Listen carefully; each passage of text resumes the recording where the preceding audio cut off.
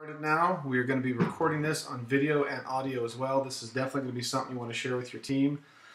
I know I picked a bad time to do a call like this. I know that we've got half of the... Hey Jeff, welcome to the call. Glad you could make it. Go ahead and mute your phone if you've got noise in the background, please. We're going to be recording this call on audio and video as well. This is going to be one of those calls / videos that you're definitely going to want to share with your team who is unable to make it. So today's topic, we're going to talk about, do your beliefs align with what you want? So this is going to be kind of deep, and at the very end, I will tie this in and explain to you all what this has to do with building your Beachbody business and obviously getting yourself fit. So I want to start out by talking about where do beliefs come from? So the first thing I want to share with regards to that is, in life we have experiences, and it's these experiences that drive our beliefs. And our beliefs are what drive us into action, and our action ultimately is what dictates our results. So here's the neat thing about this. Here's the rub. Here's the double-edged sword. You can't change your experiences, whatever experiences you've had. They are what they are, and I'll give you an example of that. So let's say, I'll give you a true example of me. So as a kid, I was always told, don't play with fire, don't play with hot things. Well, hearing it from my mom didn't really sink it in. So one time we're on a family road trip, and I pushed a cigarette lighter in, and it was those old-timey ones that you push it in and it heats up and it turns bright red. And I pulled it out, and I looked at it, and it looked really neat. It was a really neat orange color. So I stuck my finger on it, and of course my skin fried and stuck to the lighter really quick. And I burned myself. So that was an experience. Now, that experience generated a belief for me, and that belief was, if I touch something hot, it causes extraordinary pain. And so, after having the experience of burning myself and generating a belief, now that belief has driven me into further actions, or lack of actions. Example, when I cook nowadays, I know better than to touch the hot stove. Now, do I still burn myself sometimes? Of course. Sometimes I'm not being careful and I'll touch something that's really hot. You know, it's not bright red, but it's still very hot. So here's another example of a study that was done. I think it was 20/20 or 60 Minutes, followed a young man in a really bad neighborhood in New York. He was an Afro-American kid. I think he was about 12 or 13 years old. And he was doing everything right. He was getting good grades. He was, you know, in sports versus gangs, and wasn't playing with drugs or stealing or wasn't hanging out with the wrong kids. But during one of the interviews, and they followed this kid for years, and during one of the interviews, welcome to the call. Please state your name, where you're calling from. Okay, perfect. We're just going to keep moving forward. Anybody else who comes on, just please mute out your phone, and we'll do a Q&A at the very end of the call. So about a year, maybe a year and a half into following this young man around, he said something very interesting on the camera. He says, yeah, I don't know how I'm going to avoid going to prison. Now, this is a 13-year-old young man who was in sports, getting straight A's, doing the right thing, came home on time. He was living the right life. Now, he was living in a what would be considered a bad neighborhood, where a lot of the people in his area of that city wound up in gangs and doing violent crimes and drugs and things like that. And here's the really crazy part about this. So he's got everything going for him, and they switched from that clip of him saying, I don't know how I'm going to avoid going to jail, and of course this is a smart young man doing all the right things in a really bad neighborhood, and then they go to a news clip, and now suddenly, a year and a half later, he's on the news. I think he's 15 years old, and he is up for murder charges. Now, how does a kid who goes from, living the right life, doing the right things, growing up the right way, how does he go from that to going to prison at 15 years old? Well, here's the thing. Everyone around him, everyone's dads were pretty much gone and in jail or dead. His father was in prison and had been in prison multiple times and was in prison while this happened. And here's the thing. He grew up with a belief that black men go to prison or they die young. Now, how did he get that belief? Simple. He had lots of experiences. His experiences in life told him that this is the way it was. Now here's the crazy part about beliefs. Beliefs are the one thing, and I'm not going to do a Q&A right now, so I'm just going to give you the answer. I typically would ask people that I'm sharing this story with, you know, what's the one thing that human beings want more than anything else in the world? And a lot of people will answer that question and say they want to be loved, they want to be rich, they want to have a great life, they want to have a family, they want to be happy, they want to contribute. And none of that's true. Theoretically, it might seem true in the bubble that you live in, but the reality of the masses is people want to be right more than they want anything else in the entire world. How do I know that? Well, do most people have happiness and love and prosperity and all this stuff? No, they don't.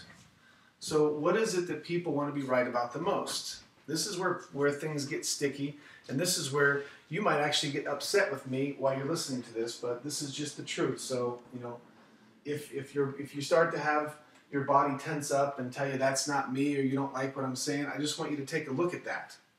So people want to be right about their beliefs more than anything else in the entire world. People will lie, cheat, steal, murder, rape, fly a plane into a building. They will do whatever it takes to be right about their beliefs or the way they have it. Now, I'm not going to say that this is a religion thing. It covers all aspects of life. So think about this for a second. If you grow up thinking that things are a certain way, you will act whatever way you need to act to make sure that the way you think things are come true. Hence, the young man who was growing up right, but believed in his heart that young black men in his neighborhood go to prison or die early. He did whatever he had to do. Now, I'm not saying he consciously went out one day and just said, you know what, I'm going to get a gun and kill somebody so I can be right about my belief. Beliefs are subconscious and transparent to us. They're not even something that we can see on the surface. It's not like you can just, you know, write a story and suddenly all your beliefs come up. Well, because there's two kinds of beliefs. There's our conscious and subconscious beliefs. Our conscious beliefs are the ones that we're completely aware of. Like, you know, I believe I'm healthy, and I can get all kinds of evidence to support that that's true. Or I believe I'm 5 feet 10 inches tall. Well, I can get all kinds of evidence to support that that's true as well. Well, here's the thing. If you don't believe you're worthy of an amazing, authentic, juicy, fabulous relationship, you will do whatever you have to do to sabotage all your relationships to prove that that belief is true. How do I know? Because my whole life I carried that belief around, and I found out about 10 years ago that I had been sabotaging all of my relationships. For what purpose? Now, this isn't on a conscious level, but I did notice, and I won't go into great detail. Anybody who would like to hear the full story of this, I'd be happy to share it with you one-on-one, but I'm not going to share this with a large group of people. I found out that I was operating from subconscious beliefs that I can't trust people, and I focused that on the belief of I can't trust women. So I would do whatever I had to do to sabotage relationships. Now, let's talk about our health for a second. If you grow up in a family where, or a neighborhood, or a city, or a culture where things are a specific way, hence most people are overweight, is obesity a social epidemic? Well, take a look at the numbers. If you look at the demographics of where most obese people are, they're in clusters, they're in groups. Well, how come that is? Well, if you grow up in a household where your family smokes, drinks sodas, does drugs, does all kinds of things that the general public would say are unhealthy for you, there's a good possibility that based on your experiences, you'll develop a belief that that's the way things are, and you will grow up and follow the footsteps of your parents and your peers and your neighbors and your relatives and so forth and so on. So how does all this tie into your business? Well, your business is your life. How your business is going is a direct reflection of how your life is going. Everything is a mirror for everything else. What does that mean? Well, chances are, if you have chaos in your personal life, you probably have chaos in your business. Here's a really good example of that, coming back to beliefs. So if you look back, I'm not sure how many of you have seen this show, but I've seen this show several times about lottery winners. They've got three different, lottery winners, 1, 2, and 3. and they tracked down all these people that had won these enormous amounts of money, and the vast majority of them who won, millions, tens of millions, and some have even won hundreds of millions of dollars. And they tracked them and asked them, what was life like? And they follow them for 5, 10, 15, 20 years. Most, 90% plus, have wound up dead broke. How come? Well, that's how they grew up, and that's how they operated in their lives. And they went out and they blew all this money, gave it away, made bad investments, positioned themselves to be stolen from, and all kinds of things like that. If you look at professional athletes, most of them wind up broke within 3 years after retiring or getting booted out for an injury or whatever reason. Why is that? That's beliefs. Here's another great story on beliefs. IBM did a study back in the days, I think this was back in the 70s, when there was lots of outdoor sales guys. And what IBM did was, and back then it was broken up into territories. So for example, they had, I think, 30,000 salespeople working for them. And they took half of the salespeople and they cut their sales area in half. So let's say you had, 2 square miles in New York City. Well, they would cut you down to 1 square mile. So you only had half as many potential clients in your area now. Now the other half of these people, they doubled their sales territory, and something very typical happened. In fact, for those of you who are going to watch the replay of this video, I will draw this out because this is pretty neat. So any of those of you on the phone, well, you're actually all on the phone, but if you go back and watch this video, this will be helpful because I'm going to draw this out for you real quick. So here's what happened. So at the time of this study, everyone was making kind of in this same income range. Well, when they cut the territory in half, the people who got their territories cut in half, their sales went into the toilet. The ones who got their sales area doubled, they went through the roof. Well, after 8 months, they noticed something very interesting. The people who had doubled their income and the people who had lost half of their income all went right back to where they were before. Now, how could that be? The ones who got their territories doubled got the greatest opportunity probably of their life, and then went from $30,000 a year to $60,000 a year, doubling their income very, very quickly because all these extra clients were in their territory now. The other half got half of them taken away, so they had to work twice as hard to make anything at all. And they worked hard enough to get back to that $30,000 a year, and the other guys got lazy, and their incomes went back to about where they were. At the end of the study, which took 2 years, nobody had gained or lost a penny as a result of having their territory doubled or cut in half. How come?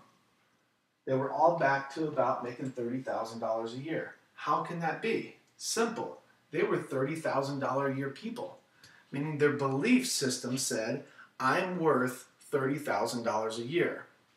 And you can take the same thing and you can go watch these shows on TV called The Biggest Loser, and there's all kinds of Weight Watchers, and there's thousands of resources to help you lose weight. Well, if you don't address the core, the belief that had you become unhealthy in the first place, everything that happens for you will be temporary. You will be just like the IBM salesperson who got your territory doubled and doubled your opportunity, but suddenly you wound up in the same place that you were before. So why is all this important to building your Beachbody business or growing your life or improving your relationships? It's very simple. Because if what you really believe about yourself doesn't line up or true up to what you really want out of your life, don't expect that you will ever really get it. You have to address the core. This is like an onion. What you can see on the outside may have nothing at all to do with what's going on the inside. So I haven't been in this particular business very long. So I don't have some 2 or 3 or 4 or 5 year story for you, but we'll do another video in 5 years and I'll tell the same story again. And some of you will have dramatic results, some of you will have dropped out, and some of you will be doing about what you've always been doing your whole entire life. So here's the thing. You make what you currently earn right now because that's what you believe you're worth. I'm going to say that again. You make